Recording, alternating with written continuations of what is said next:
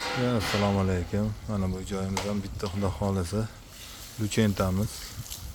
Tiyagalarini yopishtirib, sepib, chiroyli qilib urib berdik.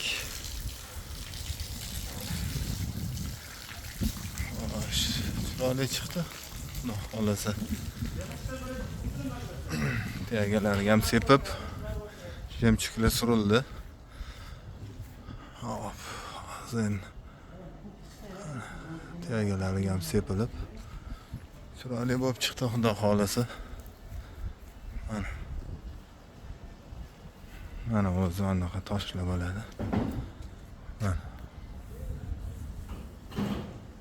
Bu oqa.